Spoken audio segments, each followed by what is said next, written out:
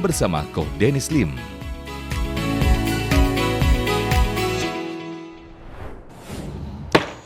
Selalu ada hikmah. Assalamualaikum warahmatullahi wabarakatuh. Pemirsa yang dirahmati Allah, pada pengen ketemu pahlawan nggak? Nah, pahlawan itu ternyata nggak melulu yang harus ya kayak punya baju perang besi dengan kostumnya, dengan keajaibannya. Ini kita ketemu yang sama di dunia nyata beneran ya. Kalau pengen cerita bahwa dulu di Muara Gembong pernah terjadi abrasi sampai akhirnya pada kayak longsor tanah tempat tinggalnya dari tahun 2000 sampai 2005, dan ada pahlawan di situ. Atas izin Allah diturunkan di situ dan menjadi penyelamat, sehingga akhirnya sekarang itu sudah menjadi area yang makmur lagi, hijau lagi, sampai seluas bahkan 40 hektar. Ini kita ketemu pahlawan aslinya ya. Assalamualaikum warahmatullahi wabarakatuh. Waalaikumsalam warahmatullahi wabarakatuh. Sehat Koko. Namanya Setson Haji, panggilannya Sat Haji ya. Bisa dipanggil Haji aja. Haji aja ya. Saya pengen tahu, dan banyak yang jemaah juga ini belum tahu ya pemirsa ya. Jadi abrasi itu apa sebetulnya? Abrasi itu adalah pengikisan tanah, artinya pengurangan tanah. Jadi hilangnya daratan kami yang disebabkan oleh hempasan ombak dan arus dari laut. Dan waktu itu separah apa? Waktu itu hampir ya 80% lah di wilayah kami itu habis hilang. Bahkan 3 kampung di kami sudah hilang. Berarti termasuk orang-orang dan rumah-rumah di atasnya? Rumah-rumah pun rubuh semua. Hancur diterjang ombak. Karena alam ya? Karena alam. Itu ya, emang sudah takdir Allah. Terus akhirnya waktu itu? Ya, saya... Langkahnya gimana yang diambil? Pada waktu itu memang, pada dasarnya memang semua kerusakan yang ada di darat dan di laut itu memang atas dasar ulah manusia. Tapi saya dalam hal ini tidak menyalahkan manusia, tapi saya memperbaiki atas dasar kesalahan manusia itu sendiri. Makanya saya pada waktu itu melakukan kegiatan penghijauan kembali dengan cara menanam mangrove. Keren. Jadi daripada nyalah-nyalahin orang, pemirsa, beliau lebih milih mendingan jadi solusinya gimana nih, dan gimana caranya agar jangan jadi manusia yang justru berbuat kerusakan itu lagi. Betul. Jadi akhirnya nanamin bakau atau bahasa ininya mangrove. Ya. Terus kan waktu itu awal mula berarti sendirian dulu dong? Sendirian. Pada waktu itu sendiri, kemudian ada beberapa teman yang istilahnya ngajak bareng gitu untuk melakukan kegiatan-kegiatan penanaman mangrove di pesisir wilayah kami. Ya kami terus-menerus continue berbuat itu. Dari tahun 2013 sampai dengan saat ini, alhamdulillah 40 hektar sudah kita tanam. Dan melibatkan berapa orang? Melibatkan kurang lebih 50-an orang. 50-an orang warga untuk melakukan kegiatan penanaman mangrove itu. Ilmunya tahu dari mana waktu itu bahwa mangrove itu ternyata bisa untuk mengatasi alam ini? Sebetulnya kalau mangrove itu otodidak ya, karena memang mangrove itu memang tumbuhan yang hidup di daerah pasang surut, di daerah gitu pesisir. Memang tempat dia adalah pesisir gitu.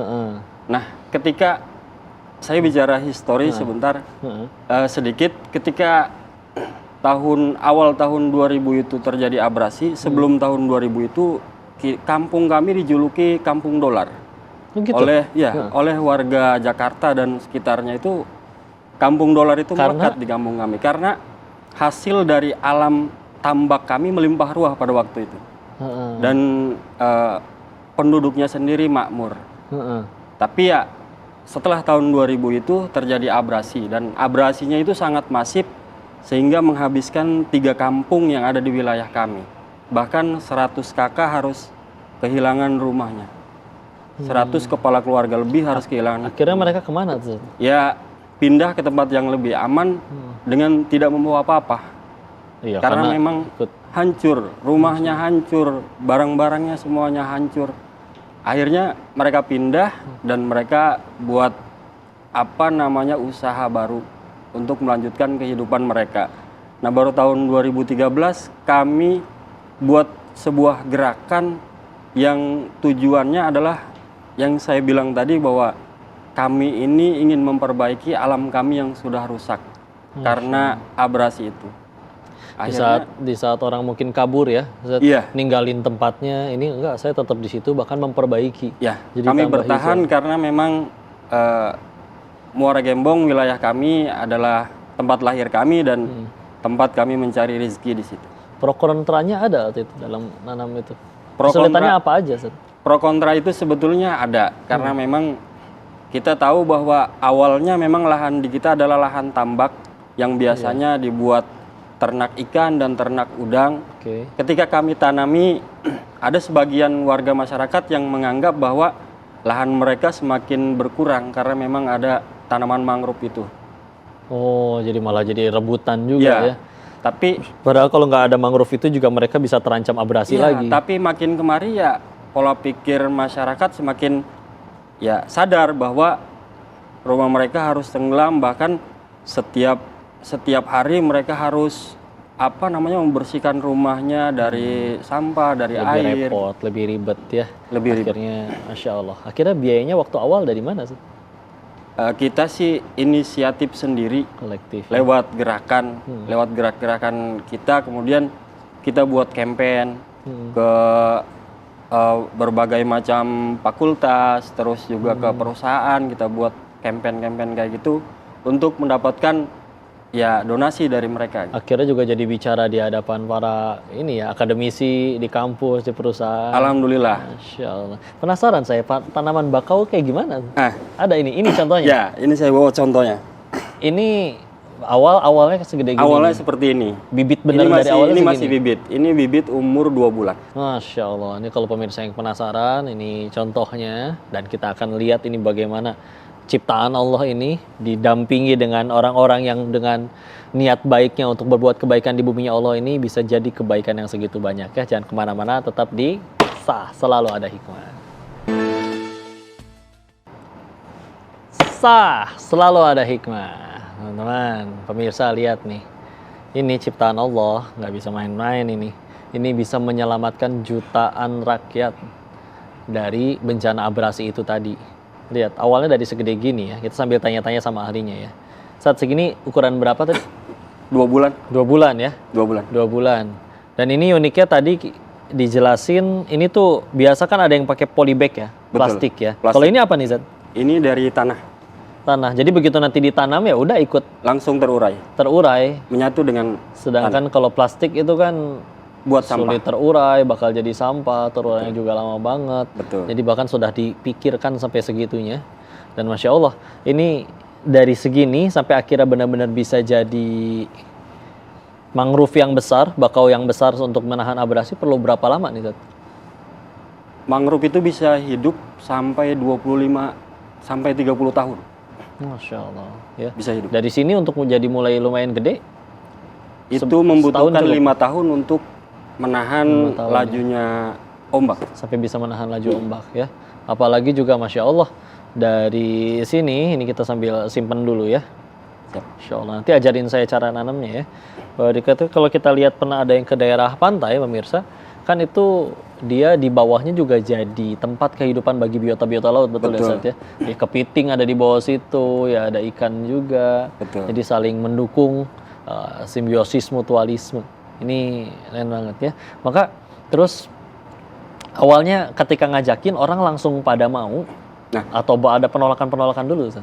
Nah tadi ketika ditanya, Koko bertanya, ketika ada pertanyaan antara setuju dan tidak setuju. Nah sekarang saya balik nanya nih sama Koko. Siap. Terkait dengan hal itu, menurut pandangan Koko, saya selaku pecinta lingkungan atau teman-teman di sana aktivis yang sering melakukan kegiatan penanaman mangrove, menurut pandangan Koko dan di mata Koko, saya ini seperti apa? Salahkah saya atau seperti apa? Masya Allah. Betul ya, bahwa selain kita diciptakan untuk beribadah, Zariyat ayat 56, tapi juga kita di Al-Baqarah ayat 30 juga disebutkan kan, fil ardi khalifah. Kita itu jadi penggantinya Allah, jadi pemimpin di muka bumi ini, yang justru malaikat aja memang waktu itu juga nanya, manusia tuh ada loh yang ngerusak, tapi kan nggak semuanya. Ketika akhirnya udah jadi pemimpin, dia nggak akan ngerusak di muka bumi dan malah jadi kebaikan. Maka tentu sih ini pasti jadi kebaikan banget. Apalagi juga memakmurkan buminya Allah. Wasta'marakum fiha, memakmurkan apa yang ada di dalamnya. Itu juga salah satu perintahnya Allah untuk kita manusia. Jadi sudah sekian banyak nih ibadahnya jadi kebaikan di muka buminya juga jadi pemimpin di muka bumi, bahkan memakmurkan buminya juga. Ini aja udah 3 kebaikan semua dalam satu tindakan, ya. Tapi sunatullahnya, kita kalau berbuat baik bisa jadi semua orang suka. Tapi kalau sudah ngajakin orang untuk jadi baik, nah, sunatullahnya pasti ada aja yang nggak suka. Selevel Nabi yang jelas-jelas udah mulia aja ada yang nggak suka. Apalagi kita yang belum semulia beliau, wajib ada yang nggak suka. Tapi ya begitulah urusan sama Allah mah. Ketika kita akhirnya sibuk untuk jadi kebaikan, orang mau balas air susu dengan air tuba atau mau balas budi, yang kita lebih butuhkan kan sebetulnya balasan dari Allah. Jadi pahala di sisi Allah.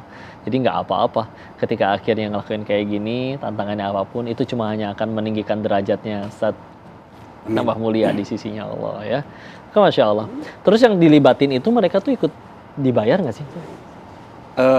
Sebetulnya begini kok, awalnya ketika kita melakukan kegiatan, saya sering kutip bahwa ketika kita menjaga alam, maka alam akan memberikan manfaatnya untuk kita semua. Wih, betul. Jadi tanda kutipnya di situ. Nah, kita ini mulai merintih untuk menjaga alam kita, dan dirasa saat ini bahwa alam itu sudah banyak memberikan manfaat untuk kita. Banyak banget. Salah satunya kita di sana menggerakkan kelompok ibu-ibu yang tugasnya itu membuat bahan makanan dan minuman dari mangrove itu sendiri.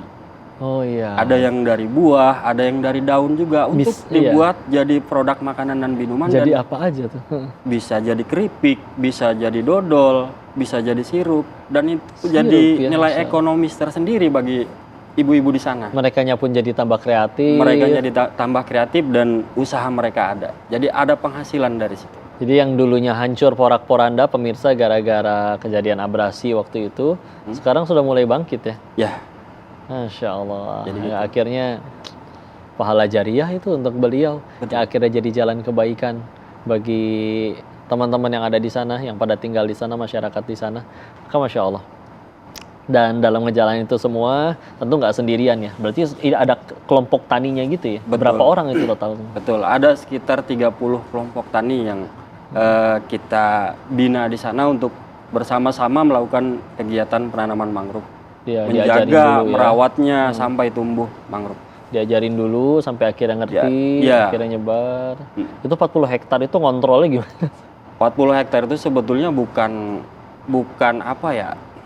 Bukan lahan yang luas, tapi memang lahan yang sedang lah, bisa kekontrol.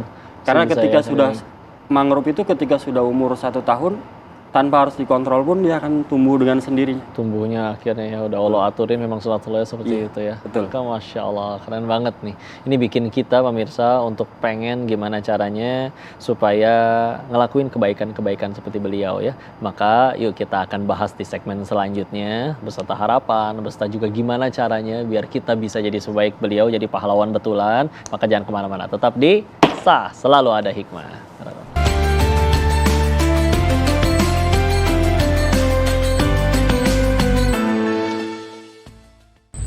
Ya alhamdulillah, gara-gara ada pohon mangrove, buahnya bisa diolah dan ibu-ibu di sini juga bisa produksi menghasilkan cuan.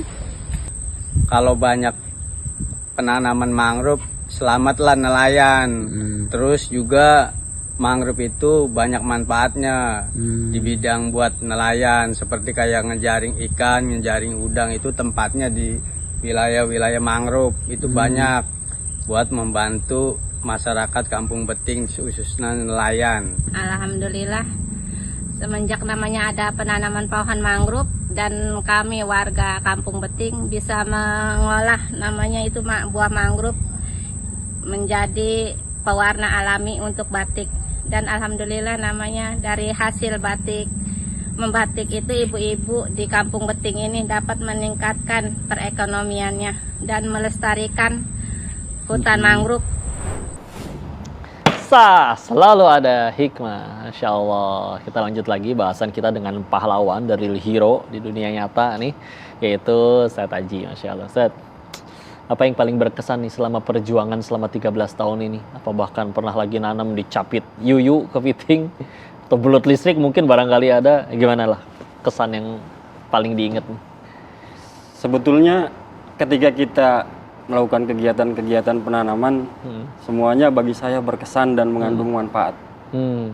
Tapi ada yang lebih berkesan dari semua itu, yaitu suatu ketika kita melakukan kegiatan penanaman mangrove, pada waktu itu nggak sengaja kaki kena kerang dan harus kerang-kerang yang hidup di mangrove, akhirnya harus sobek, bahkan ya 1 minggu kita nggak berkegiatan.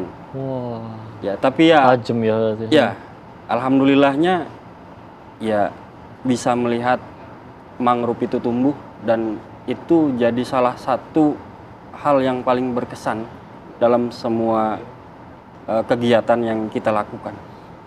Masya Allah. Dan ketika akhirnya sekarang yang ngerasain manfaatnya juga akhirnya jadi melebar banget ya kemana-mana. Alamnya jadi aman. Betul. Manfaatnya juga bagi para pemirsa semuanya ya.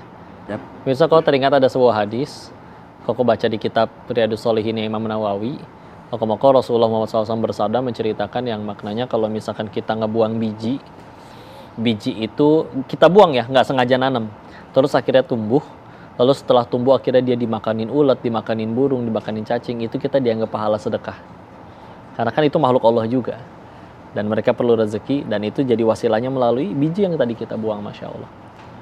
Maka Masya Allah, kalau ngebayangin dari hadis itu yang Ustadz Aji lakukan di Muara Gembong, sampai akhirnya jadi kebaikan, alam jadi baik lagi, masyarakat juga ikut terberdayakan, tambah kreatif, jadi punya pemasukan. Ini beliau tidur aja ini Masya Allah jadi pahala jariahnya tetap mengalir. Ayo teman-teman, kita mau hidup seperti apa di dunia ini? Terus ngancurin hidup kita sendiri dengan cara berbuat seenaknya aja, yang penting aku suka, nggak peduli orang tersakiti, alam rusak? Atau yuk benar-benar jadi manfaat? Semuanya sama-sama capek, yang maksiat sama yang taat juga sama-sama capek. Tapi capeknya kita jadi apa? Capeknya beliau udah ditunjukkan. Di dunia saja sudah membuat akhir jadi manfaat, tambah mulia, apalagi nanti di akhirat, di surganya Allah. Bismillah, semoga episode kali ini bisa terus memotivasi kita untuk yuk menghargai alam yang kita diamanahi di dunia itu, nggak untuk ngerusak, tapi untuk jadi kebaikan ya. Bismillah. Episode ini harus jadi pemicu bagi kita untuk menjadi hamba yang tambah baik di hadapan Allah ya. Sampai jumpa di program Sah selanjutnya. Sampai jumpa. Assalamualaikum warahmatullahi wabarakatuh. Sah, selalu ada hikmah. Barakallahu fikum.